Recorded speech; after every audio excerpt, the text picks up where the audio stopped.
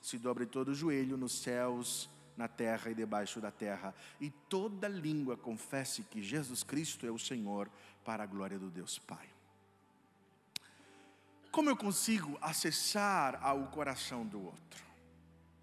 Nós estamos vivendo numa geração em que as tecnologias e o ambiente de informação e a individualidade, nem sempre nós estamos conseguindo equilibrar a individualidade, a identidade, o meu eu, com esta missão de casar que é o nós. Para muitos, eu já ouvi dizer, pastor, para meu casamento dar certo eu tenho que me anular. Ou, o meu casamento só dá certo se eu ceder, se eu fizer todas as vontades dela ou todas as vontades dele. Eu não consigo ter um casamento.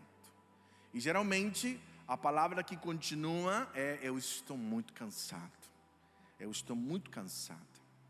As tecnologias, elas têm revelado algumas questões a respeito do casamento. Por exemplo, hoje nós estamos lidando com muitas pessoas falando: o meu esposo não quer que eu veja o seu celular, eu não tenho acesso às suas redes, ele anda escondendo os e-mails, e ali entra num debate. Eu costumo dizer que isto é sintoma, este não é o problema. Então qual é o problema? Qual é o desafio? De que maneira eu vou ter um acesso? O que Deus espera? O que é saudável dentro de um casamento? Primeiro eu quero desafiar você, complete ali por favor. Como ser acessível a transparências? Qual é o primeiro desafio? O primeiro desafio é reconhecer em qual modelo de relação, complete ali por favor.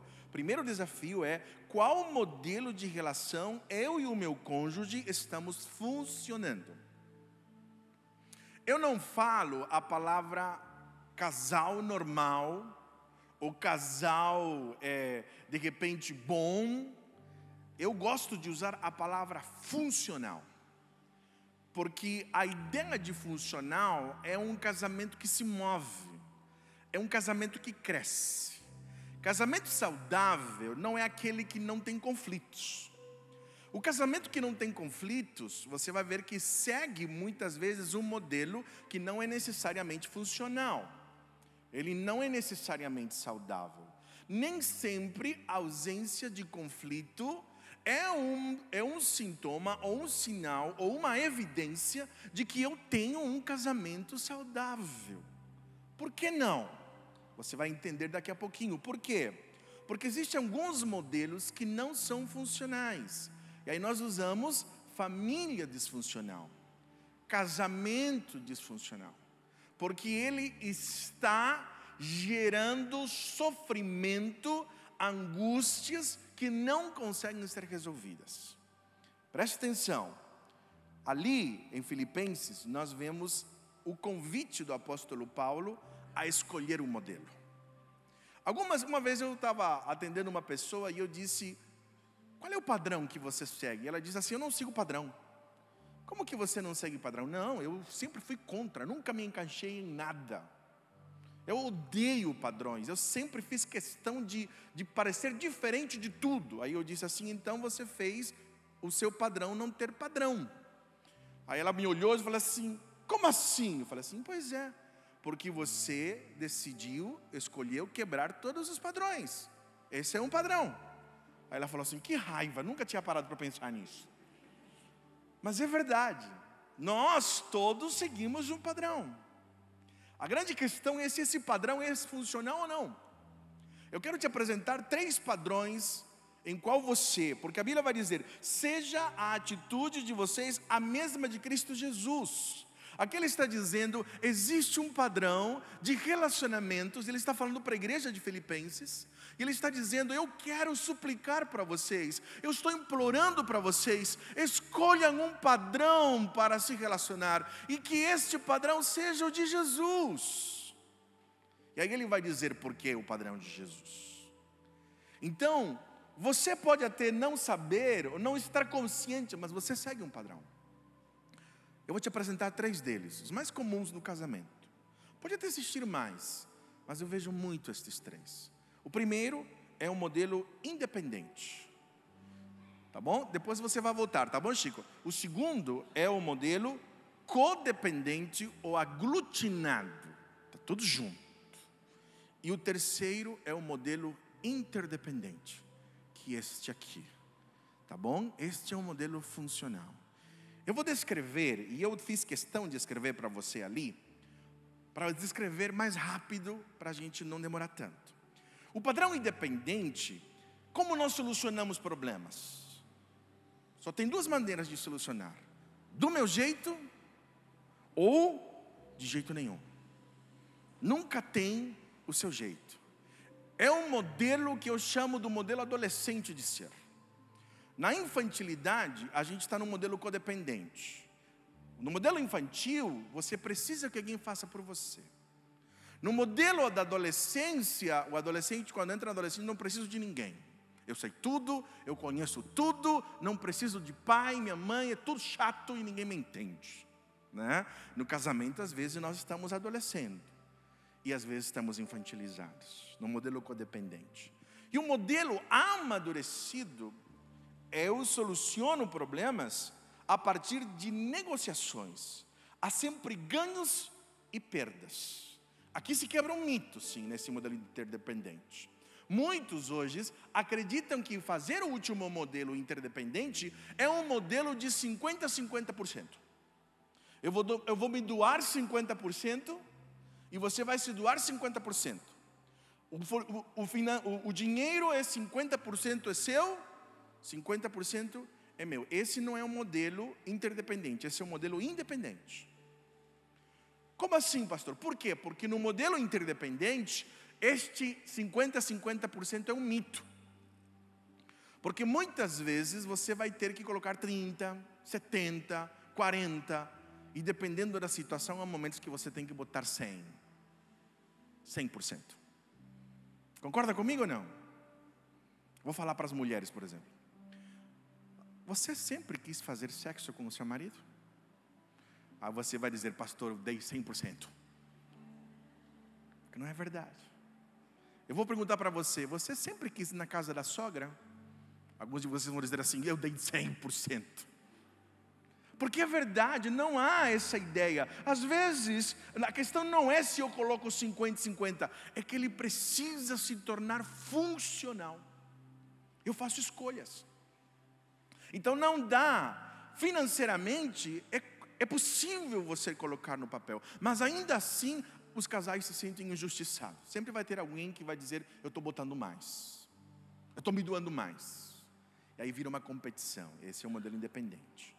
No modelo codependente, os problemas são solucionados do seu jeito. Sempre abro mão para ter aprovação, para evitar a rejeição ou ter aceitação. Então eu cedo, porque minha maneira favorita de lidar com o problema é evitar. Porque é muito ruim para mim. Aqui entra o silêncio dos homens. Aqui entra aquela esposa que só diz sim. Ela não diz sim porque ela quer dizer sim. Ela quer dizer sim porque ela quer evitar a reprovação e a rejeição. É aqui que muitos casais não têm conflitos, mas tem um que perdeu completamente a sua identidade. Na comunicação, o modelo independente na comunicação, há muita crítica, há muitas queixas globais. O que são queixas globais? Se fala muito na segunda pessoa, se fala muito no você nunca, você sempre, todas as vezes, e é sempre ataques verbais, sempre expressões que revelam reprovação e crítica. Eles não conseguem se conectar. O diálogo, na verdade, é uma competição de quem tem mais razão ou de quem está sofrendo mais. No codependente, há muito menosprezo e atitude defensiva. Um comportamento depreciativo pode incluir sarcasmo, zombaria, insultos, revirar os olhos, sabe aquela coisa de idiota? Sabe aquela coisa de vira os olhos? humor hostil, na tentativa de diminuir o parceiro, vê o outro como superior ou inferior, a atitude defensiva assume um tom infantil. Nesse modelo de comunicação, o outro às vezes domina, não necessariamente pelo poder. Volta lá naquele modelo codependente, Chico, para mim, por favor, Leia, que tanto o homem quanto a mulher, está vendo? Aqui, eu gosto de usar as mãos. Eu costumo dizer que o modelo independente é assim. A gente está numa relação de competição, de briga. No modelo codependente, a gente está assim, um por cima do outro. Aí você pode dizer, o que está em cima, pastor, é o que controla. Eu falo assim, não necessariamente. Como assim? Uma pessoa, pela vitimização, ela pode controlar completamente o outro. Como assim? Já viu aquela pessoa que se vitimiza, que fica triste, depressiva, que se esconde, que se isole? Muitas vezes esta atitude é uma voz de comando para que o outro venha atrás. Por isso que quando eu lido com pacientes depressivos, nós trabalhamos muito para que ele também entenda que a depressão é um instrumento de poder e controle. Por quê? Porque quando o outro está deprimido, ninguém mexe com ele, certo? Por que ninguém mexe com ele? Porque todo mundo tem medo que ele faça alguma bobagem. E quando ele fica bem, o que vai acontecer? Todo mundo começa a apontar o que ela precisa mudar. E aí, como ela se sente pressionada, o que ela diz? Estou deprimida. Aí quando está deprimida, ninguém mais. Então, a vitimização, ela também exerce poder. Muitas vezes você vê isso com a criança. A criança, ela se isola. Ela fala, não sou mais teu amigo. Né? E eu vejo tanto homem e tanta mulher fazendo assim no casamento. Só falta talvez você falar assim, corta aqui. Ou senão vou levar minha bola embora. Ah, mas eu não falo isso não, pastor, mas eu falo assim, vou embora. Quer ir embora? Quer separar? Saber? Ou senão a gente não fala nada. Ela fala assim, você vai me procurar mais tarde. Eu sei, aqui ó. Ou ele fala, ah é? Tá certo. Aí ele transforma o ambiente num inferno. E se ele só lhe trabalhar, aí ele pune pelo dinheiro. Eu tenho poder. É uma relação codependente, porque ela tem uma função. Estas pessoas podem ser muito bem resolvidas fora do lar. Elas podem ser chefes, elas podem ser líderes, elas podem ser mulheres e homens completamente autônomos fora. Mas quando entra no casamento, eles se tornam dependentes. Porque ele entende que o outro tem que cuidar. O outro tem que me dar sentido. O outro tem que fazer por mim. E ali eu assumo uma posição, o outro se sufoca. Então há um menosprezo, a ironia, a dependência. Eu vivo uma relação emocional onde eu digo, eu preciso de você. A mulher às vezes manda embora o cara, mas é para que ele não vá. Porque quando ele não vai, ela diz assim, ele não foi porque ele me ama. Agora eu sei que ele me ama. Só que esta relação fica viciada, doentia, disfuncional. No casal interdependente, não. Eles falam sobre seus problemas. Há problemas, porém encontram-se soluções, validando as emoções. Eles compartilham seus sentimentos e o outro ouve os sentimentos. Ainda que discorde, ele respeita, porque ele entende que ele está falando do outro. Eles tendem a enfatizar o nós, em detrimento do mim ou do eu, e há um forte respeito pelas diferenças do outro. Eles conseguem entender o que é meu, o que é do outro e o que é nosso. Então não é uma relação de independência, porque na independência eu não preciso de ninguém. Muitas mulheres e homens dizem assim, pastor, não sei por que eu sou casado. Como assim? Não preciso dele para nada, não me ajuda, não faz nada. Então, se eu me separar dele, tanto faz. Eu já atendi muitos casais que terminaram assim. Depois de 10 meses, a ficha cai. E geralmente cai na depressão, na tristeza. Porque quando a gente está na dor, a gente só vê a dor. Não consegue ver o valor do outro. Esta é uma relação de independência. A codependência é dizer assim: eu reconheço claramente quando houve uma relação codependente. Geralmente o homem diz assim: a minha vida acabou. Minha vida acabou. Por que acabou? Me separei. Acabou minha vida. Ou se não, a minha família acabou. Esta é uma relação codependente. Não há transparências na relação independente. Apenas contratos. A relação é rígida e inflexível. A relação com o trabalho e o dinheiro funciona como poder de controle na relação independente. Quem ganha mais ou quem trabalha mais é o que controla, é o que governa. O padrão de avaliação é o padrão do mercado. Eu avalio apenas resultados. Eu não percebo função. Esta é uma relação independente. E a relação codependente se relaciona com o dinheiro como uma relação de barganha e troca. É uma relação de poder e submissão. E uma relação codependente, ela destrói tanto, que existem casais às vezes que o homem que domina o dinheiro, ele tem que pagar para fazer sexo.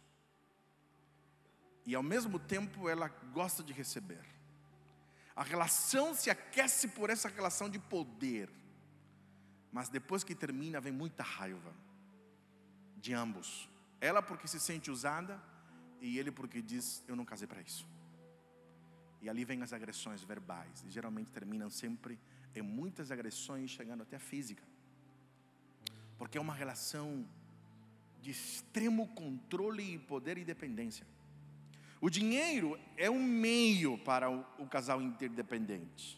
A relação é valorizada, né? É mais importante a relação do que as coisas. A forma de administrar é um só orçamento. Ainda que um seja o responsável, mas os dois constroem e os dois se responsabilizam por isso. Não há mais a ideia de eu vou ajudar o outro. Eu não trabalho para ajudar o meu marido. Eu não ajudo em casa para ajudar a minha esposa. Isso acaba. Porque esse é um modelo antigo. Quando o homem era que trabalhava. Era o provedor.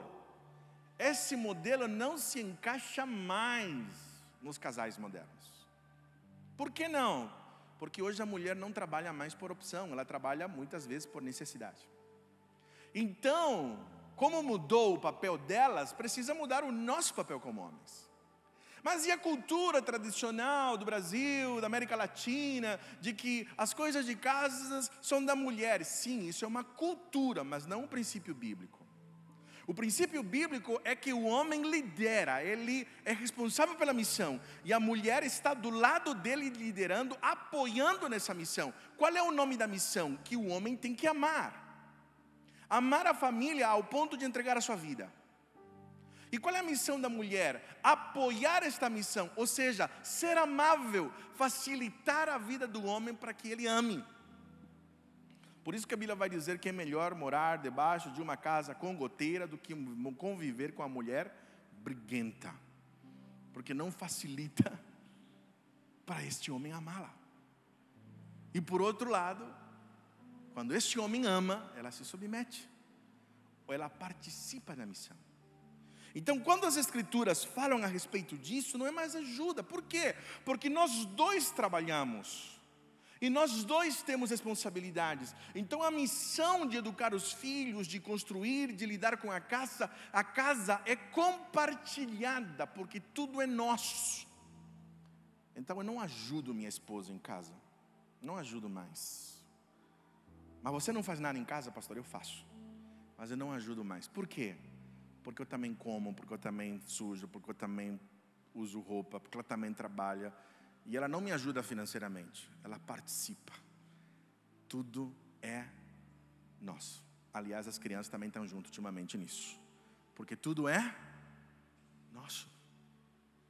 Então não tem mais, isso aqui é seu, isso aqui é meu. Não, isso aqui é nosso, porque é o nós.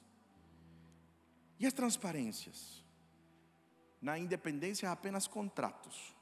A relação é rígida e é flexível. O que impera não é o sentido, o que impera é a lei, é o combinado. Como assim, pastor? Isso não é saudável? Não. Quando um casal se torna rígido, ele segue só regras. Vou explicar melhor. Qual é a diferença de função e inflexibilidade? É uma infração eu passar num sinal vermelho? É infração? Por que razão foi criado o sinal vermelho? Para segurança e proteção da vida, certo? De todos. Concorda comigo? Por que eu passo o sinal vermelho 2 horas da manhã perto de uma favela? Estou cometendo uma infração ou não? Diante da lei? Sim. Mas por que eu faço isso? Vocês vão responder: por segurança e para preservação. Portanto, eu estou quebrando uma lei, mas não quebrando a sua função. Você entendeu a diferença? Essa é a diferença que quando homens ou mulheres querem ser tão rígidos e querem que tudo seja no preto e branco, nós combinamos. E perdem a noção da função. Porque nas relações as coisas mudam de função. Qual é a função do homem, irmãos? Primeira função de um homem, eu já disse aqui: amar uma mulher. E como ela se sente amada? Ah, meu amado, aí você vai ter que ralar, porque você vai ter que estudar essa mulher. E muda de mês em mês. Certo? Muda de mês em mês.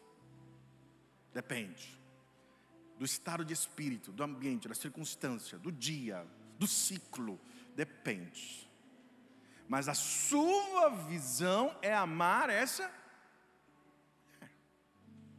Então não adianta você brigar e dizer assim: mas você não falou que... Não, porque mulher é assim: você nunca me leva para sair, nem na banca de cachorro quente. Aí eu falo assim: nossa amor, mas 2 semanas atrás a gente saiu. Não interessa. Aí ele fala assim: então vamos sair. Agora eu não quero também. Maluca. Porque ela na verdade vai dizer assim: eu queria que você quisesse sair. Por quê? Porque as mulheres anseiam pela espontaneidade do homem no afeto. E os homens anseiam pela espontaneidade sexual das mulheres. O sonho da vida dos homens é que um dia vocês procurem eles. Esse é o sonho. Eu ouvi de uma senhora de 70 anos. Eu perguntei para ela: quando foi a melhor vez que você surpreendeu o seu marido? Ela começou a rir. Ela disse: não sei se eu falo. Eu falei assim: pode falar. Aí ela falou assim: teve um dia dos namorados, eu esqueci de comprar presente. Já, Alexandre? Jesus amado. Esqueci de comprar presente. Como eu tinha um monte de papel celofane, eu fiquei toda pelada e me embrulhei de presente. E ele chegou e eu disse assim: tcharam, teu presente. Eu comigo aqui, eu falei assim: eu tenho certeza que esse cara nunca mais esqueceu um negócio desse. Às vezes eu falo para as mulheres, falo assim: nossa, você só pensa naquilo. Pois é, os homens anseiam que você surpreendam sexualmente.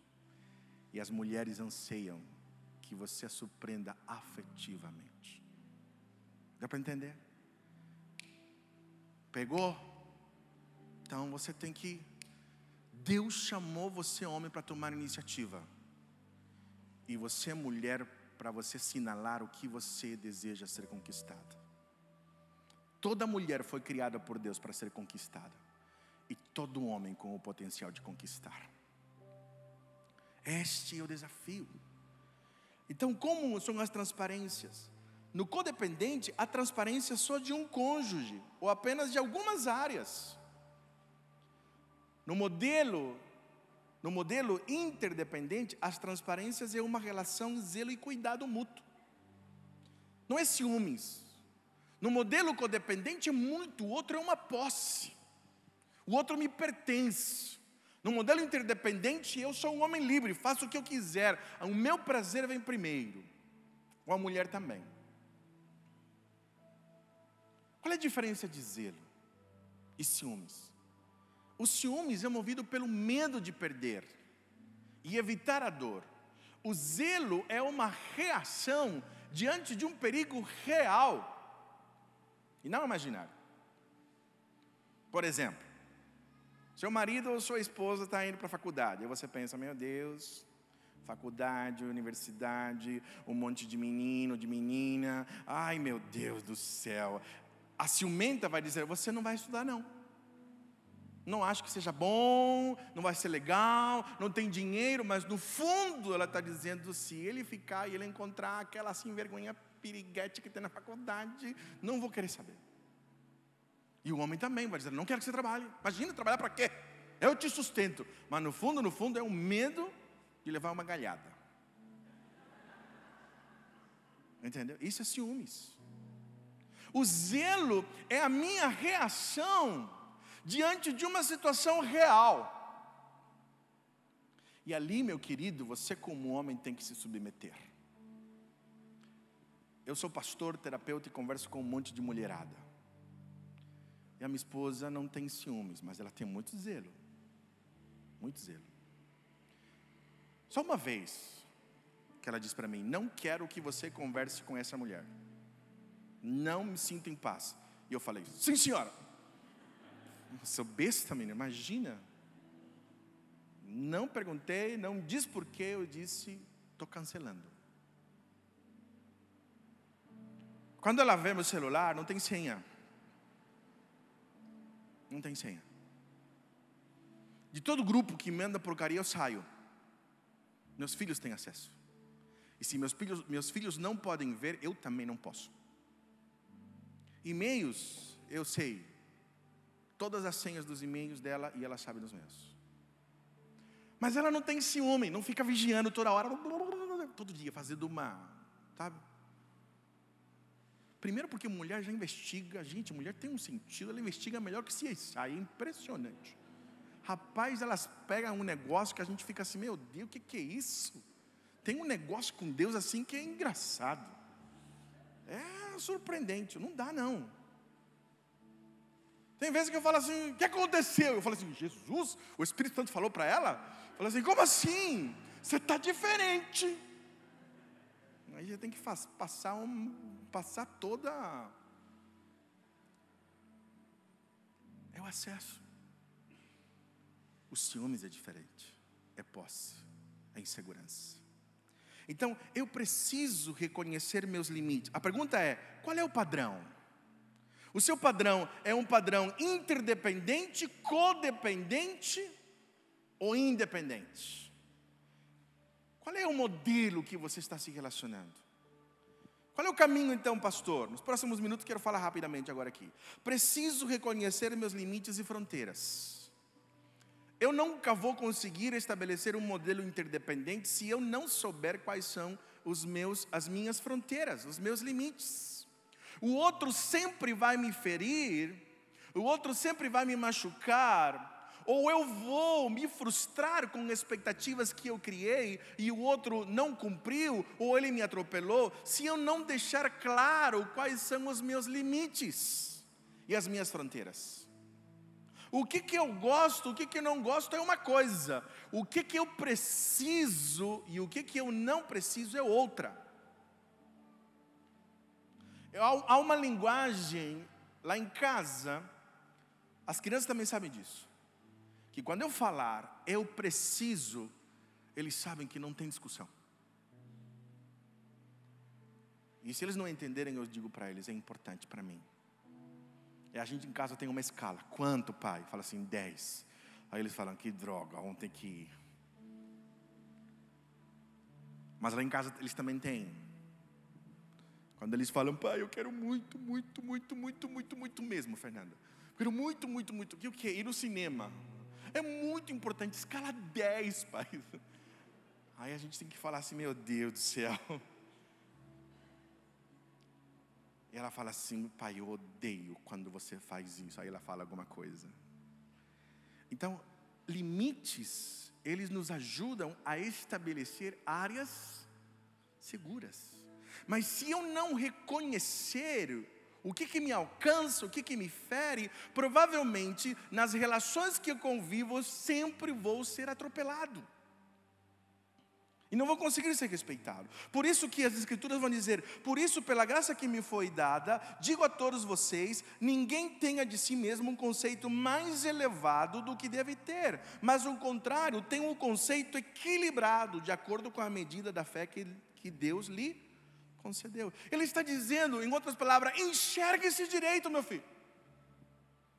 Saiba o que você é capaz e o que você não é capaz.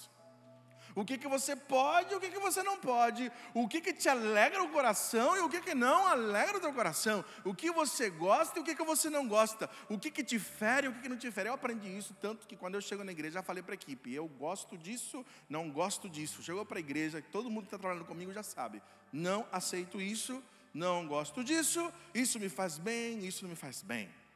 Até de afeto, gente.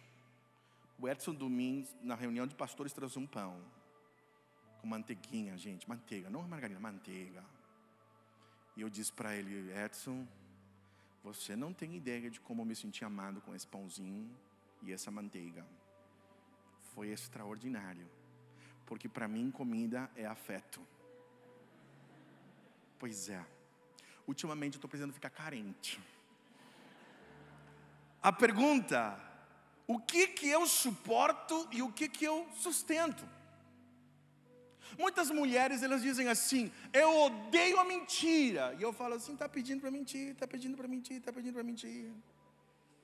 Porque você está dizendo, se você fizer uma besteira, não me fale a verdade, porque eu não vou suportar. Como assim, pastor? É. Quando você diz assim, o que eu não suporto é tal coisa. Você está dizendo, quando você mentir, faça direito, porque quando eu descobrir, porque você está usando a negatividade, e o que o outro entende é o contrário. Você tem que usar a positividade, ou seja, meu bem, quando você estiver passando qualquer dificuldade, eu vou estar do teu lado e vou te apoiar, porque Deus colocou na minha vida cuidar de você e te apoiar. Entendeu a diferença? A negatividade para o filho é, olha, se você brigar, você vai ver. Em outras palavras, quando você brigar, nunca me conte, porque eu vou ter um treco. Ou há mulheres que dizem assim, por que você não me fala a verdade? E o marido às vezes vai dizer assim, porque você não aguenta. Você não suporta. Ou os homens vão dizer assim, olha meu bem, tem alguma coisa estranha acontecendo? Às vezes os homens não querem ouvir porque eles não sabem, não têm a mínima ideia do que fazer. Por isso que a pergunta é suporto. Os homens estão sofrendo profundamente com a pornografia. Profundamente. Isso é um vício que eles estão trazendo da adolescência. Não tem nada a ver com você, é um vício.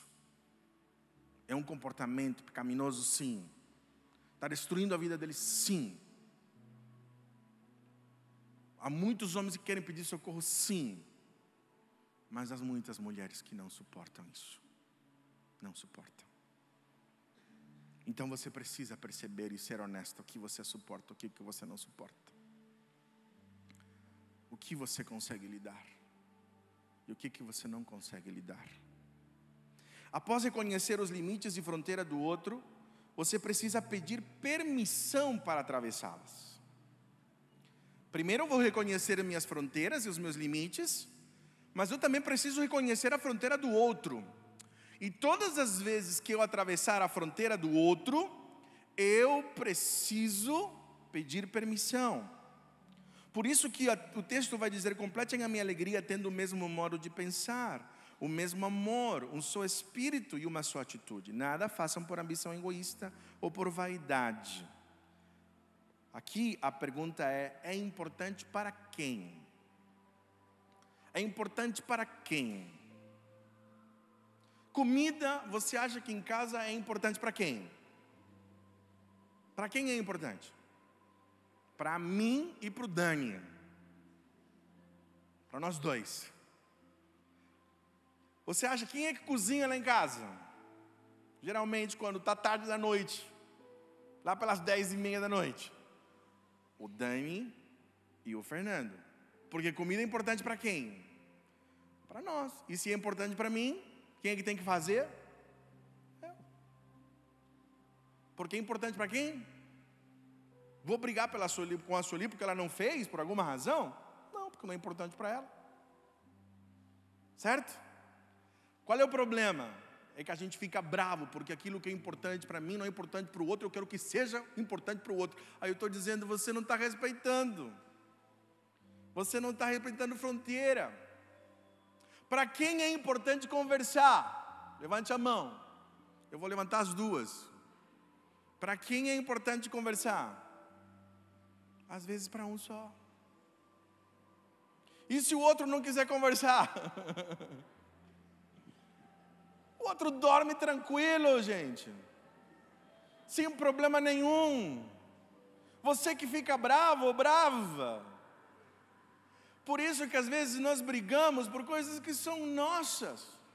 Para quem é importante a ordem, a organização. Já viu gente brigando nas férias? Tem um que gosta de controlar e gosta de ordem. Ele quer saber onde a gente vai, quanto tem que levar, onde a gente vai parar, vai abastecer, o que vai acontecer, como que vai ser. Tem um mapa, o dia, a hora, tudo cronometrado. Se sair fora do lugar, ele se estressa e as férias viraram um inferno. Aí o outro vai dizer assim: mas meu bem, a gente está de férias, é para relaxar, mas não pode ser assim não, olha o problema como que está. Aí a mulher fala assim: meu Deus. Ou o homem fala assim: ai Jesus, mas que camarada chato. A pergunta é importante para quem? Para mim? Sabe qual é o problema, irmãos? Nós queremos que o mundo seja do jeito da. E se o mundo fosse do jeito da gente, como ele seria? Meu Deus do céu. Estou pensando no mundo igual o Fernando, já era. Jesus, misericórdia. Construam sobre o que vocês têm em comum e respeitem as diferenças. E eu vou falar mais sobre isso no próximo encontro. Pensar, amor, espírito e atitude.